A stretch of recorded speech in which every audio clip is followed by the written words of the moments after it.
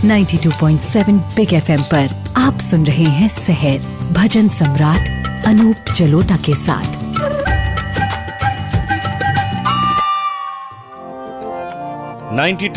.7 big FM पर आप सुन रहे हैं आज का कार्यक्रम सहर, मेरे साथ यानी अनूप जलोटा के साथ। एक बहुत सुंदर शंकर भगवान से ही जुड़ी हुई हम कहानी आज सुनाने वाले हैं, इसीलिए शंकर भगवान के भजन से आरंभ करते हैं आज का सहर। जय शिव शंकर जय शिव शंकर जय शंकर भोले, सब देवों में देव निराले, जय शंकर भोले भोले। जय शिव शंकर जय शिव शंकर जय शंकर भोले, सब देवों में देव निराले, जय शंकर भोले। शीश तुम्हारे गंगा मैया चंद्र शिखर पर सोहे, तन पे सर्प विचरते रहते भक्तों के मन मोहे।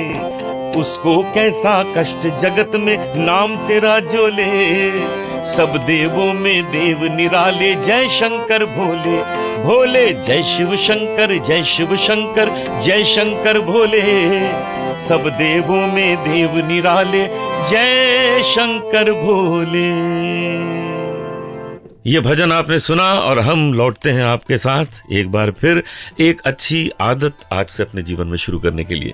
तो सुनते रहिए सहर और आपके पास वापस लौटता हूँ। तब तक आप सुनिए आज का पंचांग। आज है 17 मार्च यानी चैत्र मास के कृष्ण पक्ष की द्वादशी, दिन मंगलवार और नक्षत्र श्रवण। सुनते रहिए सहर भजन सम्राट अनूप जलोटा के साथ।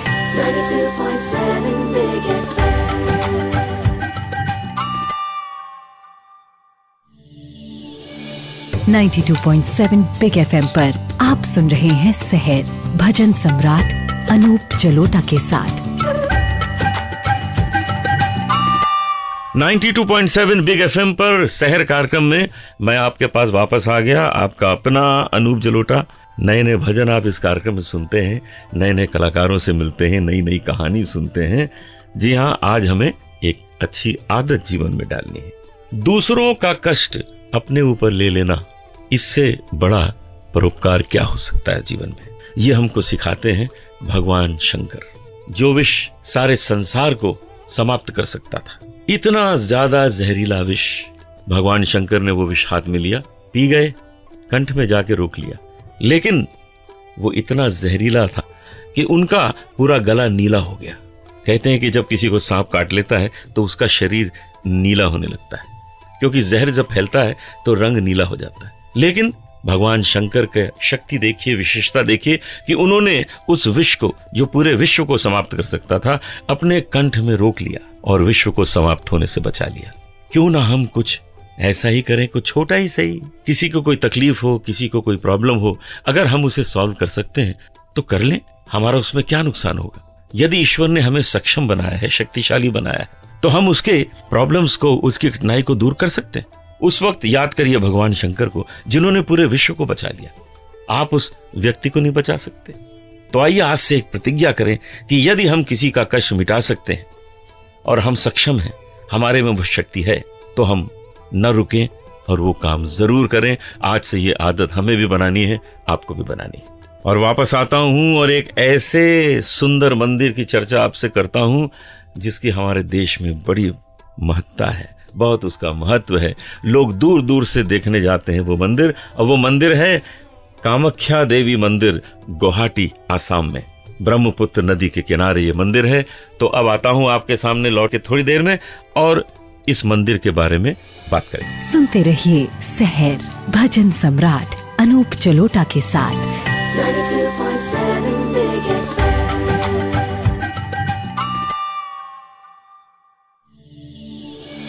92.7 बिग FM पर आप सुन रहे हैं सहर भजन सम्राट अनूप जलोटा के साथ। 92.7 बिग FM पर मैं आपके साथ हूं अनूप जलोटा एक बार फिर। जैसा कि मैंने आपको बताया, आज कामाख्या देवी गुवाहाटी में जो मंदिर है ब्रह्मपुत्र नदी के किनारे, उसकी बातचीत करते हैं, उसके बारे में जानते हैं कि कथा क्या है, उसके पीछे कहानी क्या है। जब शिवजी माता सती का मृत शरीर लेकर जगह जगह विचरण कर रहे थे, तो विष्णु जी ने अपने चक्र से माता सती के टुकड़े टुकड़े कर दिए। वो टुकड़े जगह जगह गिरे। गुवाहाटी में इस स्थान पर माता सती का गर्भ और योनि, ये 2 चीजें वहां गिरी, तो वहां एक शक्तिपीठ बन गया। ये भी कहा जाता है कि भगवान शिव और माता सती की प्रेम कहानी वहीं से आरंभ हुई थी। जब वो शक्तिपीठ बना, वहां माता की मूर्ति रखी गई और उसके बीचों बीच वही दोनों शरीर के हिस्से, गर्भ और योनि, बीचों बीच रखे गए। और आपको जान के बड़ा आश्चर्य होगा कि जून के महीने में वहां रक्त का प्रवाह होता है।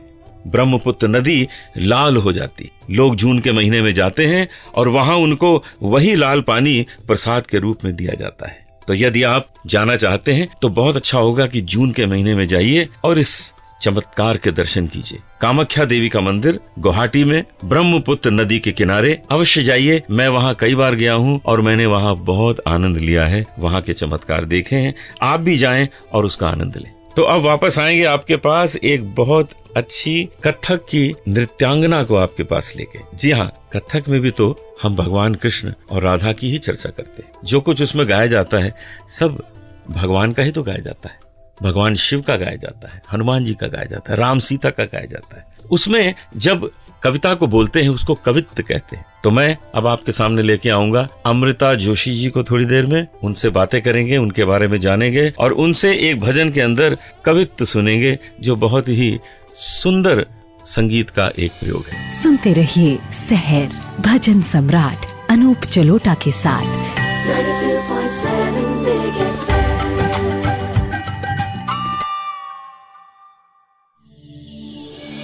92.7 बिग एफएम पर आप सुन रहे हैं सहर भजन सम्राट अनूप जलोटा के साथ।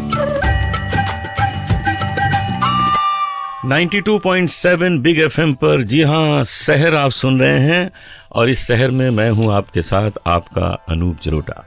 ये वही सहर कार्यक्रम है जो आपके मन को आनंद से भर देता है। एक बहुत अच्छा संगीत में ही एक रंग है और वो है कथक नृत्य। कथक नृत्य में राधा कृष्ण की छेड़छाड़, राधा कृष्ण का प्रेम, उनकी रासलीला, उनका होली खेलना, ये सारा कुछ दर्शाया जाता है। और जब उसको एक कविता के ढंग में बोला जाता है तो उसको कहते हैं कवित्त।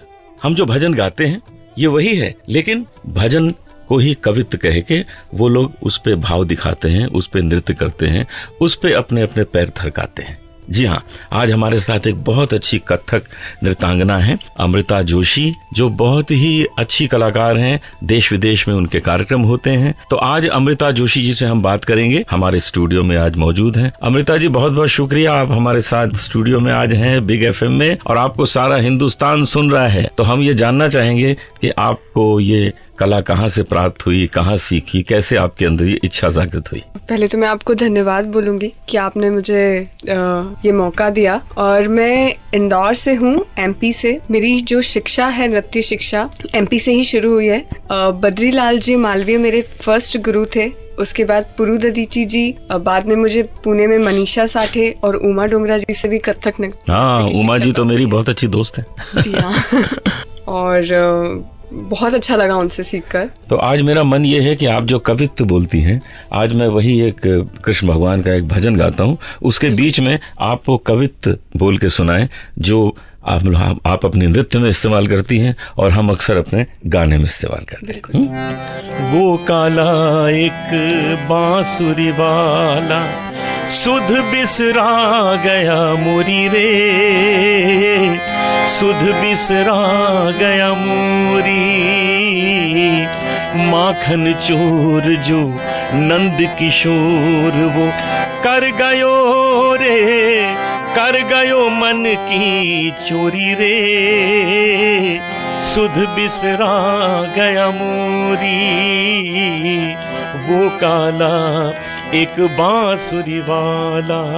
ले मटकी चली गुजरिया, आन अचानक मिलियो सवरिया, पर चोरी कर छीन चपट कर खींच चुनरिया, शीस गगरिया छोड़ रही काना काना काना, हाय छोड़ रही काना काना काना, हाय छोड़ रही काना। वो काला एक बांसुरी वाला।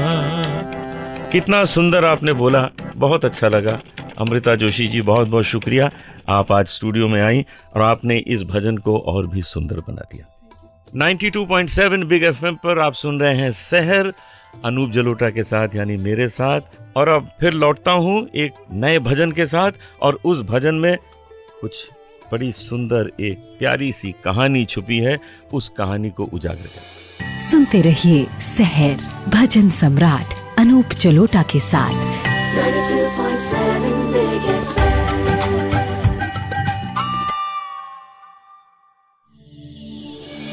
92.7 बिग एफएम पर आप सुन रहे हैं सहर, भजन सम्राट अनूप जलोटा के साथ। 92.7 बिग एफएम पर मैं आपके साथ हूं अनूप जलोटा, एक बार फिर सहर कार्यक्रम में। और अब आपको एक ऐसा भजन सुनाता हूं जो आपने बहुत बार सुना है और मैंने बहुत बार गाया भी है, लेकिन उसके अंदर कुछ छुपा हुआ है, उसकी बात करेंगे।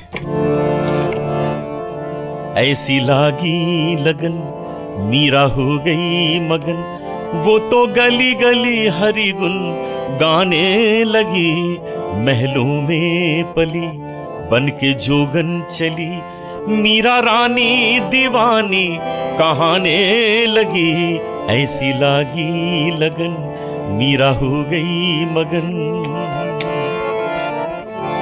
राणा ने विष दिया मानो अमृत पिया, मीरा सागर में सरिता समाने लगी, दुख लाखों सहे मुख से गोविंद कहे, मीरा गोविंद गोपाल गाने लगी, वो तो गली गली हरि गुण गाने लगी, ऐसी लागी लगन मीरा हो गई मगन। राणा ने विष दिया मानो अमृत पिया।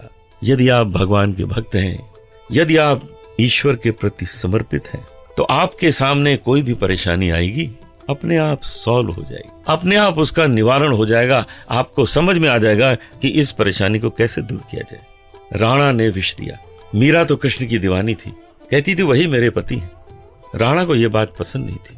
परिवार के लोगों ने मीरा के पास एक विष का प्याला रख दिया, ये समझ के कि वो तो पानी है, पी लेगी। मीरा ने उसको पानी की तरह ही पी लिया। जी हाँ, लेकिन कृष्ण तो सब देख रहे थे, क्योंकि वो तो समर्पित थी कृष्ण की ओर। जो कुछ मीरा करती थी कृष्ण को सब मालूम था, उसका ध्यान रखते थे। उन्होंने उसी वक्त उस विष को अमृत में परिवर्तित कर दिया। कुछ नहीं हुआ मीरा को। जब परिवार को यह मालूम हुआ कि विष पीने के बाद भी कुछ नहीं हुआ, तो लोगों को समझ में आया कि मीरा में कहीं तो कोई शक्ति है, कहीं तो कोई है जो मीरा को इस स्थान से अलग नहीं होने दे रहा। ये अमर कविता इंदिरा देवी की लिखी हुई है, जो पूना में रहती थी, हरे कृष्ण की दीवानी। वही लिख सकती थी। मुझे तो ऐसा लगता है जिन्होंने लिखा है ये, वो मीराबाई का ही अवतार थी। घर घर में ये भजन गूंजता है। पिछले 40 साल से लोग इस भजन को सुन रहे हैं और मैं गाता जा रहा हूँ। आज भी मुझे हर कार्यक्रम में ये भजन गाना पड़ता है। तो इंदिरा देवी को हम नमन करते हैं जिन्होंने इस भजन को लिखा, और आज ये भजन हर एक की जुबान पे। तो आज का सहर यहीं समाप्त करते हैं। कल के सहर में फिर मिलेंगे एक नई आदत के साथ, एक नए सुंदर मंदिर की चर्चा करेंगे, उसके साथ एक नए कलाकार के साथ। तो सुनते रहिएगा सहर, भूलिएगा नहीं। कल सुबह आपसे फिर मिलता हूं, तब तक के लिए इजाजत दें। नमस्कार। ये अनूप जलोटा आपको कल फिर उठाएगा। सुनते रहिए सहर, भजन सम्राट अनूप जलोटा के साथ।